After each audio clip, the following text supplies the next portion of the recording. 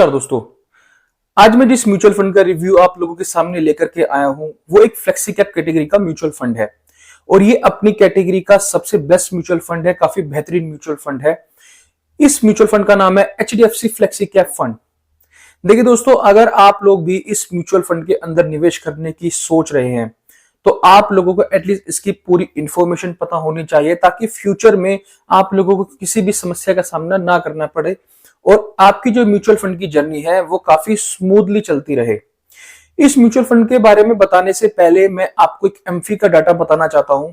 देखिए, as per दी AMFI data, जो flexi cap mutual fund है वो सेक्टोरियल और थीमेटिक फंड के बाद सबसे ज्यादा पॉपुलर फंड्स हैं। और अगर मैं बात करूं अक्टूबर मंथ में, तो अक्टूबर मंथ में इन फ्लेक्सी कैप फंड्स के अंदर जो इनफ्लो आया है वो आया है 5180 करोड़ का।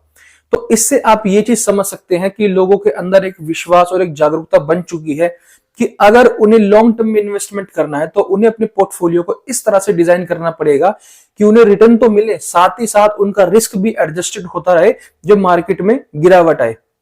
तो अगर आप लोग पहली बार इस चैनल पर आए हैं तो प्लीज चैनल को सब्सक्राइब जरूर करना, वीडियो पसंद आए तो लाइक जरूर करना और वीडियो को एंड तक जरूर देखना ताकि आपको इस म्यूचुअल फंड की कंप्लीट जानकारी मिल सके।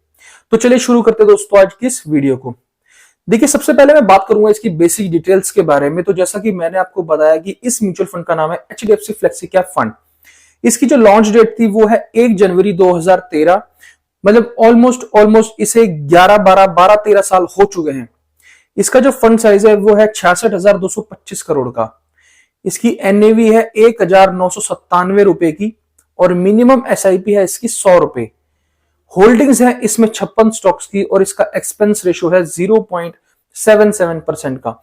और इसमें किसी भी तरह का कोई भी लॉक इन पीरियड नहीं है। अब जब चाहे इसमें निवेश कर सकते हैं और जब चाहे अपने पैसे को रिडीम कर सकते हैं। चलिए दोस्तों, अब हम इस फंड को इसके बेंचमार्क के साथ कंपेयर करके देख लेते हैं। इसका जो बेंचमार्क है वो है निफ्टी 500 TRI और इस चार्ट में क्लियरली ये शो कर रहा है कि इस म्यूचुअल फंड ने अपने बेंचमार्क को बहुत ही अच्छी तरह से बीट किया है।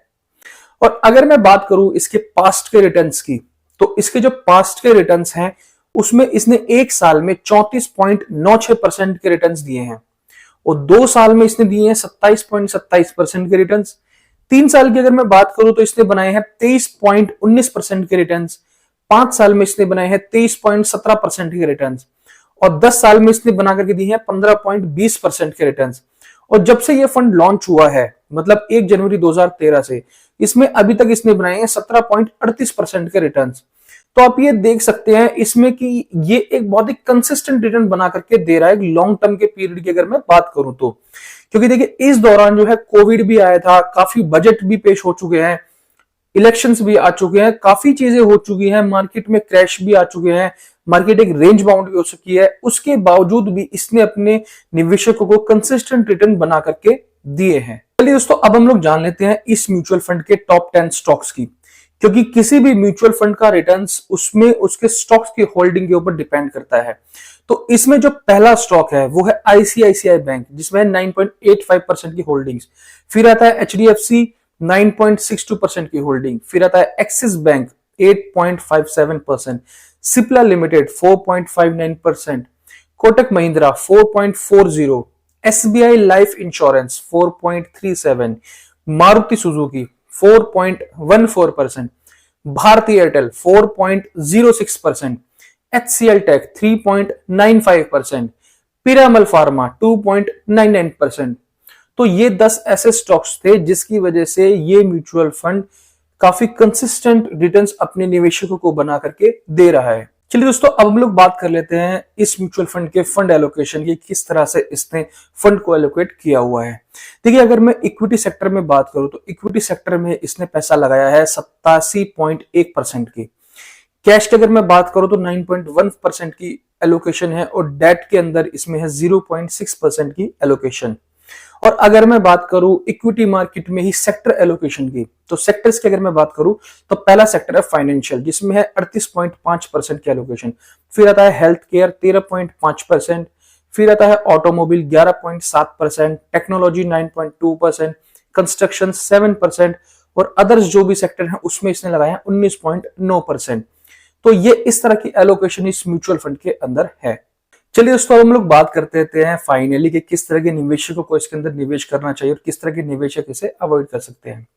देखिए दोस्तों, अगर आप एक ऐसे निवेशक हैं जो कि आने वाले कम से कम भी 10 से 15 साल 20 साल के लिए निवेश करना चाहते हैं, तो आप लोगों को ये फंड जरूर कंसीडर करना चाहिए। क्योंकि देखिए 15 साल 20 साल का जो पीरियड होता है वो बहुत ही लॉन्ग टर्म का पीरियड होता है, और उसके अंदर मार्केट में देखिए क्रैश भी आएंगे, करेक्शंस भी आएंगे। तो आपके पोर्टफोलियो के अंदर एक ऐसा म्यूचुअल फंड जरूर होना चाहिए जो कि उस टाइम में आपके पोर्टफोलियो को बचा करके रख सके। और मैंने अभी थोड़ी देर पहले आपको इसके पिछले 12 साल के रिटर्न्स के बारे में भी बताया, जिसमें आप लोगों ने देखा होगा कि इसने काफी कंसिस्टेंट रिटर्न आप लोगों को बना करके दिए हैं। तो आप इस म्यूचुअल फंड को जरूर कंसिडर कर सकते हैं अगर आप एक लॉन्ग टर्म इन्वेस्टर हैं।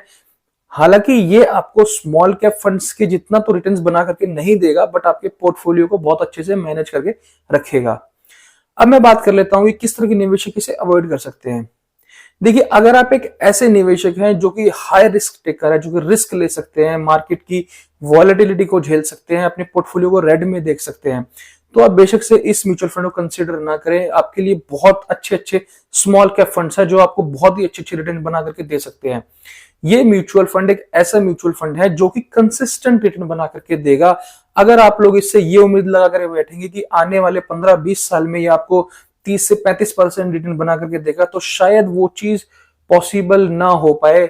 हाँ, आप लोगों को ये इतने अच्छे रिटर्न बना करके दे देगा कि आपकी वेल्थ बहुत अच्छे से ग्रोथ हो जाएगी। आशा करता हूं आपको ये वीडियो पसंद आई होगी। अगर आपको ये वीडियो थोड़ी भी इंफॉर्मेटिव लगी है, वैल्यूएबल लगी है, तो प्लीज चैनल को सब्सक्राइब जरूर करके जाना, वीडियो को लाइक जरूर करके जाना। Thank you so much, have a nice day.